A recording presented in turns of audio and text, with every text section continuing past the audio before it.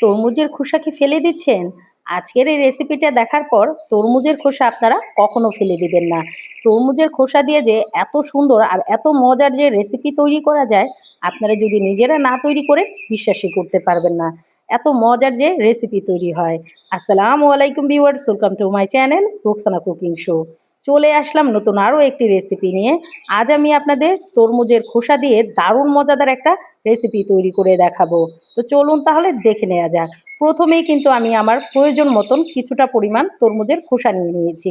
আপনারা আপনাদের প্রয়োজন মতন পছন্দ মতন কিন্তু কম বেশি করে নিয়ে নিতে পারেন। তো আমি তরমুজের যেই ফেলে দেওয়া যে অংশগুলো আছে সেগুলো নিয়ে নিয়েছি। আর নেওয়ার পর কিন্তু যেই সাইডের যে অংশগুলো আছে, যে মানে তরমুজের যে খোসাগুলো আছে সবুজ সবুজ, সেগুলো কিন্তু আমি ছুরির সাহায্যে কাট করে দিচ্ছি। তো আমি ছুরির সাহায্যে এই কাজটা করে নিচ্ছি। আপনারা চাইলে কিন্তু বটি দিয়েও সুন্দর মতন এই খোসাগুলো কিন্তু ফেলে দিবেন। অবশ্যই কিন্তু এই কাজটা আপনাদের ফেলে দিতে হবে, না হলে কিন্তু রেসিপিটা সুন্দর হবে না। এরকম ছুলে নিতে হবে। একটু খেয়াল করুন আমি কিভাবে কাজটা করে নিচ্ছি। তো এভাবেই কিন্তু ছুরি দিয়ে এই কাজটা আপনাদের করে নিতে হবে। তো দেখুন, তো আমি একে একে কিন্তু সবগুলো খোসাই এভাবে ছাড়িয়ে নেব।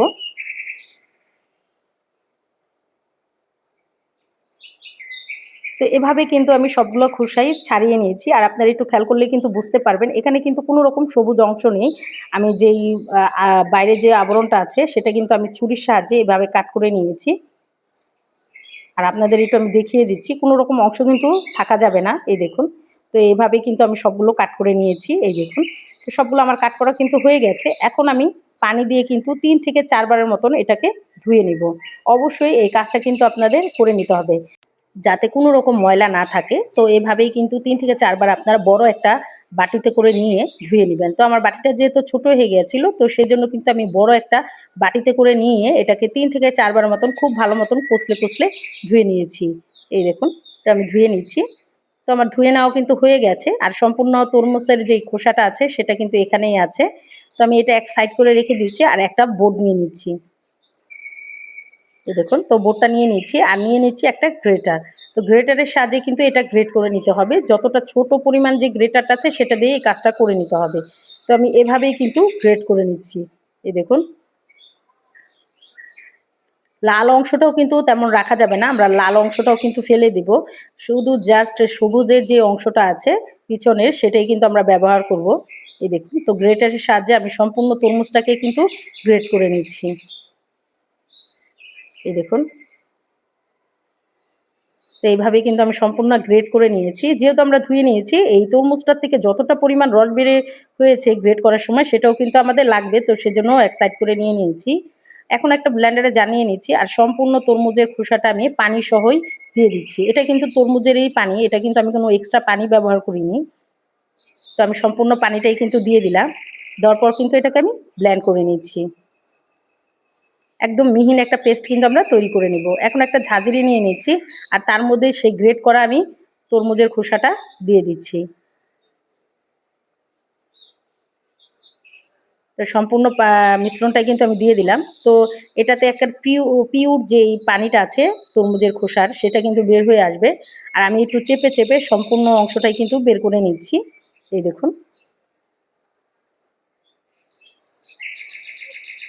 তো আমি এভাবেই কিন্তু সম্পূর্ণটা চিপে বের করে নিয়েছি। এখন কিন্তু আর কোনো রকম খোসার মধ্যে পানি নেই। আমি সবগুলোই কিন্তু চিপে নিয়েছি আর এতটুকু পরিমাণ রস কিন্তু আমাদের বের হয়েছে। তো অন্যদিকে একটা কড়াই বসিয়ে দিয়েছি আর কড়াইয়ের মধ্যে দিয়ে দিচ্ছি ১ কাপ চিনি। তো এখন দিয়ে দিচ্ছি ১/২ কাপ পানি। তো চিনির মধ্যে আমি ১/২ কাপ পানি দিয়ে এটাকে খুব ভালো মতন মিশিয়ে নিচ্ছি চামচ দিয়ে। তো এক সাইড করে এটা আমরা মিডিয়াম টু লো আঁচে রেখে দিচ্ছি। অন্যদিকে একটা বাটির মধ্যে আমি ৩ টেবিল চামচ আম জেলাটিন দিয়ে দিচ্ছি।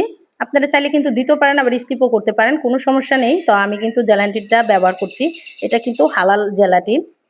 বাজারে যেকোনো মুদির দোকানেই কিন্তু আপনারা ইজিলি কিনতে পারবেন। তো আমার এটা কিন্তু এখন মিশে গেছে। চিনিটা কিন্তু সম্পূর্ণরূপে গলে গেছে। আর অবশ্যই কিন্তু চিনিটাকে খুব ভালো মতন গলিয়ে নিতে হবে। তো আমি একটু নেড়েচেড়ে আপনাদের দেখিয়ে দিচ্ছি। এখন দিয়ে দিব সেই তরমুজের পিউরিটা। আমি সম্পূর্ণটাই কিন্তু দিয়ে দিলাম। এখন নেড়েচেড়ে কিন্তু আবারও মিশিয়ে নিচ্ছি। তো খুব ভালো মতন এটাকে মিশিয়ে নেওয়া হয়ে গেলে এখন দিয়ে দিচ্ছি সামান্য পরিমাণ ফুড কালার। এটা দেওয়ার কারণ হলো যাতে তরমুজের মতন কালারটা আসে সেজন্য। আপনারা চাইলে কিন্তু দিতেও পারেন আবার স্কিপও করতে পারেন, কোনো সমস্যা নেই।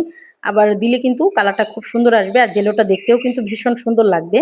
তো আমি কিন্তু এটাকে ভালো মতন মিশিয়ে নিচ্ছি। তো খুব ভালো মতন কিন্তু মিশিয়ে নিতে হবে। এই দেখুন, তো আমি বেশ কিছু সময় কিন্তু এভাবে বলক আনিয়ে নিয়েছি। আর অবশ্যই কাজটা কিন্তু আপনাদের মিডিয়াম টু লো আঁচেই করে নিতে হবে। জাল দিয়ে নিলে কিন্তু কোনো রকম গন্ধ থাকবে না, সেজন্য একটু সময় ধরে আপনারা জালটা করে নেবেন। আর দেখুন কতটা সুন্দরভাবে বলক এখন কিন্তু অনেক অলমোস্ট অনেকক্ষণ ধরেই হচ্ছে। তো আমি একটু নেড়ে চেড়ে দিচ্ছি। তো নেড়ে চেড়ে দেওয়া হয়ে গেলে আমি যে জেলেটিনটা রেখে দিয়েছিলাম সেটা কিন্তু এখন দিয়ে দিব। এই দেখুন, আর সাথে সাথে কিন্তু একটু নেড়ে চেড়ে মিশিয়ে দিতে হবে। তো ভয় পাওয়ার কোনো কারণ নেই, এটা কিন্তু আস্তে আস্তে গলে যাবে। তো একটু নাড়ার তালেই থাকতে হবে। এই দেখুন,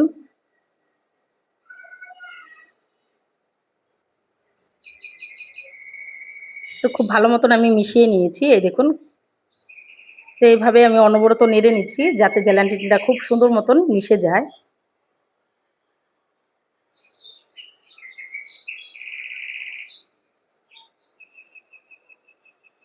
তো অনবরত নেড়ে কিন্তু আমি মিশিয়ে নিয়েছি। আর এখন দেখুন সম্পূর্ণরূপে কিন্তু গলে গেছে। তো এটাকেও আমি বেশ কিছু সময় কিন্তু জাল করে নিব। এই দেখুন, তো বেশ কিছু সময় কিন্তু আমি জাল করে নিয়েছি। আর এখন কিন্তু অনেকটা ঘন ঘন হয়ে আসছে। তো উপরে যে ফেনাটা উঠবে সেটা কিন্তু আমরা ফেলে দেব। এই দেখুন, এই দেখুন, অবশ্যই কিন্তু এটা ফেলে দিতে হবে, না হলে কিন্তু জেলাটিনের কালারটা ভালো আসবে না বা জেলের কালারটা সুন্দর আসবে না। তো আমি এইভাবে কিন্তু উপরের যেই ফেনাটা উঠেছে সেটা কিন্তু চামিচ দিয়ে এভাবে ফেলে দিচ্ছি।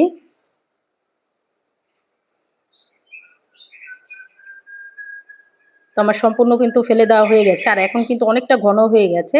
তো নামানোর পরও কিন্তু অনেকটা ঘন দেখাবে, সেজন্য কিন্তু আমি নামিয়ে নিচ্ছি। তো একটা বাটির মধ্যে আমি কিছুটা ঠান্ডা হওয়ার জন্য রেখে দিচ্ছি। ঠান্ডা হওয়ার পর কিন্তু এটা সুন্দর মতো সেট হয়ে যাবে। আর যদি একটু তাড়াতাড়ি করতে চান তাহলে কিন্তু ফ্রিজে রেখে দিতে পারেন বেশ কিছু সময়ের জন্য। তাহলে দেখবেন জেলাটিনটা একদম সেট হয়ে গেছে। তো বেশ কিছু সময় পর দেখুন আমার জেলাটিনটা কিন্তু একদম জেলোটা একদম রেডি হয়ে গেছে। তো আমি ব্রেড দিয়ে আপনাদের একটু দেখিয়ে দিচ্ছি যে ব্রেডের মধ্যে কত সুন্দরভাবে স্প্রেড হচ্ছে। এই দেখুন, দেখতে কতটা সুন্দর হয়েছে এই জেলোটা।